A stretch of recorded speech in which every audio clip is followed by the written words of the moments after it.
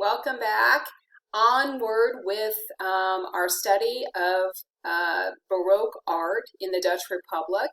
I gave you a little introduction already to Rembrandt. Needless to say, one of the major names associated with 17th century Baroque art.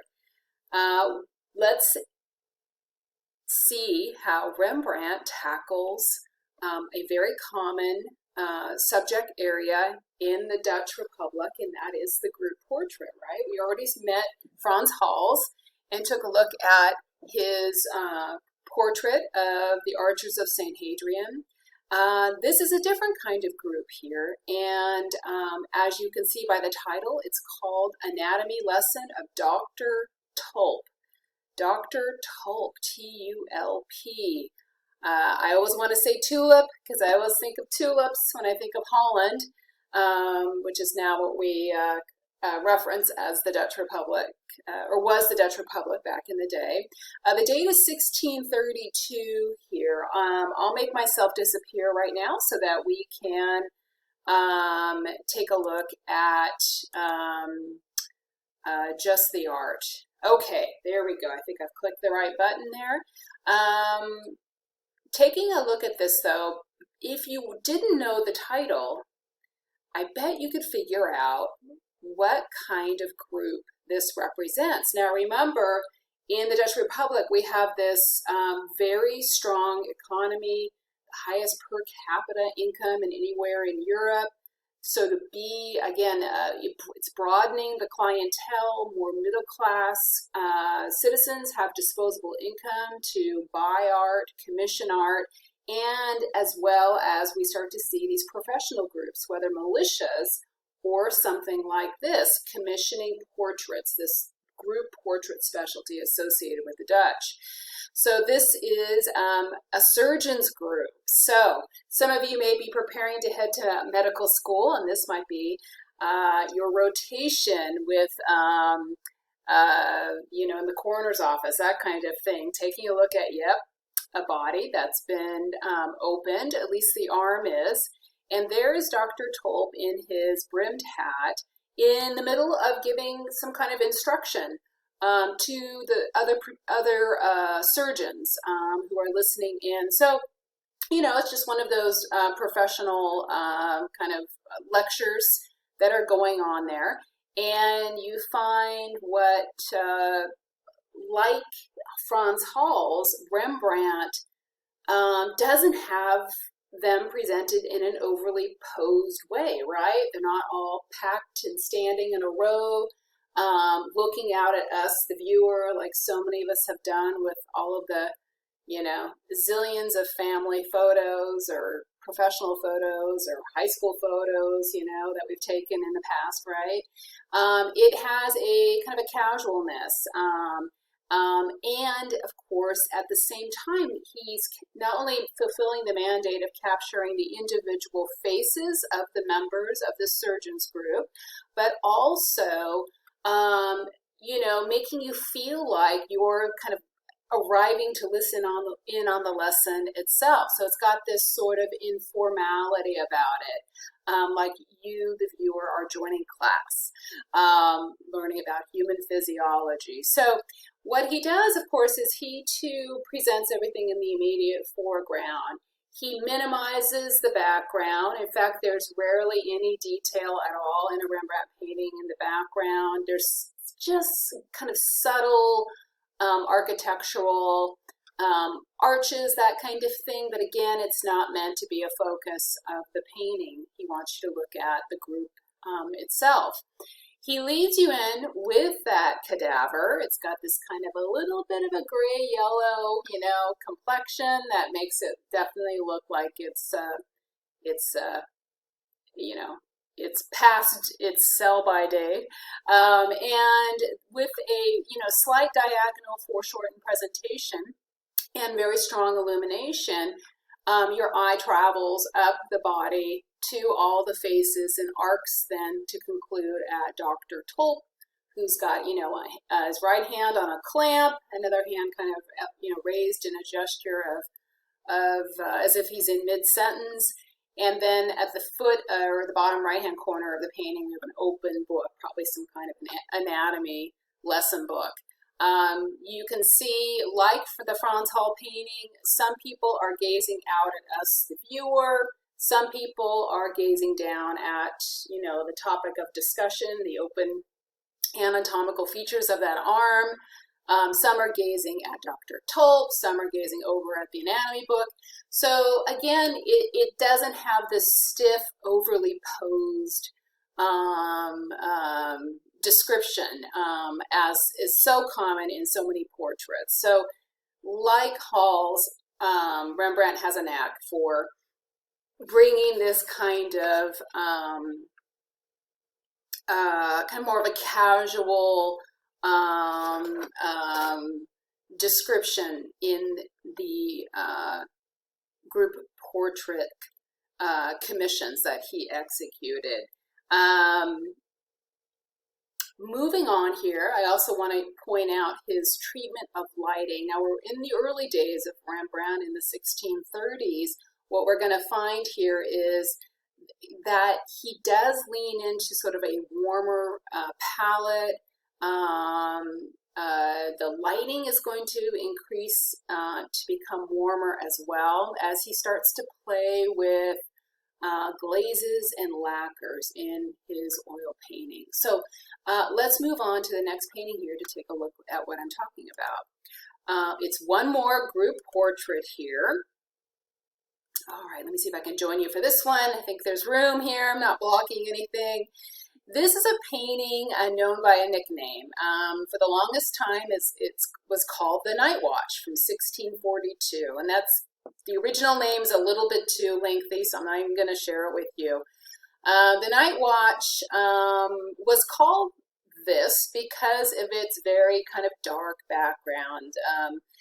For a while, the thread was lost on what the subject of the painting actually was. And because of that dark backdrop, they thought, well, maybe it's some kind of a militia, another kind of, enforcing agency or group of people who are carrying weapons like these muskets here. And maybe they're the ones who, patrol the streets at night. Maybe that's some kind of a painting. We've seen, obviously, another militia in the form of the Archers of St. Hadrian. So that's why it was called the Night Watch. But what we know now is because Rembrandt was so interested in very subtle gradations of light, that he played with lacquers, and the lacquers darken with age, ending up darkening the painting and the backdrop here. But the original intent of the painting is to capture a militia. That is true. This is a militia of musketeers, and I'm not talking about the little guys on your Three Musketeers candy bars. I think they hold swords, so it doesn't make sense at all. But a musket is an early kind of form of rifle, right? You have to, pack it with gunpowder and use a rod to pack it in. There might be some balls that are, make up the shots that are fired out of that musket. So these are true blue musketeers. They really did exist, and it was a militia, another kind of militia. They weren't archers like we saw with the Archers of St. Hadrian. These were professionals who knew how to manage this new technology in the form of this weapon of a musket. All right, now we're not seeing them, just like the Archers of St. Hadrian, it's interesting that we're not seeing them doing what they do, right? Fighting an enemy, battlefield, that kind of thing. We are going to see a painting like that coming up soon, but not yet. Instead, we're showing them dressed up. You can see in the immediate foreground here that the officers are wearing their sashes and special hats and probably have their best lace collars and ruffs on. And some of them are holding flags. Some of them have musical, drums to set the pace for a march, but they're not marching off to battle.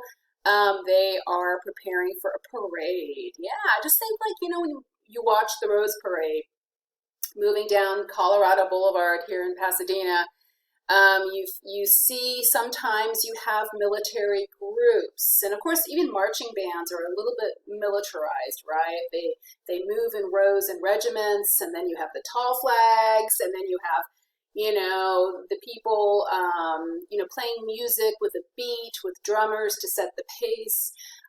This is what you're seeing in this instance. So it's a celebration of this particular militia of musketeers. The size of it is enormous. It currently measures about 12 feet in height by 14 feet across, considering they think that it was originally trimmed on its sides by 2 feet on each side. So it was a much larger painting at one point.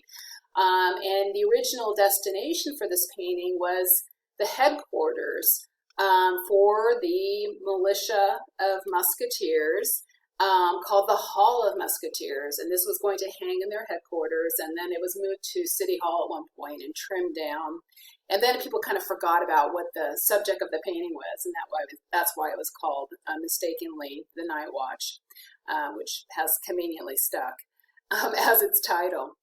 In any event, what you see here too, again, is a minimalistic background, just like we saw in the anatomy lesson of Dr. Tolp. More of that palette of what I call kind of like tobacco colors, you know, browns, tans, grays, and then Rembrandt playing with these diffused pools of light. Even more than what we saw a decade earlier with an anatomy lesson of Dr. Tolp, you see that he is just ever so slightly illuminating the faces, because remember, the mandate is that this is a portrait painting, so he has to capture all the faces of the members of this militia, which he does, while at the same time in the center foreground giving more prominence through slightly stronger but still very kind of amber tone, diffused, warm lighting to the main officers in the foreground that are in mid-step, as if they were about to walk out and step out onto the streets of Amsterdam and lead their militia in a festive parade. The one thing you might be noticing about this painting is the mystery guest. Who is this woman? Because she is easy to see. You can see how Rembrandt has more fully illuminated her, put her in kind of a golden dress. She actually is not a real person. She is kind of like a mascot of the militia. If I had a detail shot, and I'll try to locate that for you and add it to our Canvas page, she was hanging from her waist is an upside down chicken. And if you've ever looked at chicken feet, right, they're kind of hooked. I'm trying to find some contrast here in my image. You know, chicken feet kind of have the toes curl and they have claws. That sort of mimics some of the mechanics of a musket. So that's why she is included there. The credit to their success, they're saying basically, is because of this clever, innovation of their time, this musket and the mechanics that make it operate so successfully. All right, so another example of Dutch group portrait painting in the form of another militia on the part of Rembrandt. All right, stay tuned for one more mini video about Rembrandt as an artist of poignant religious art. Stay tuned for that.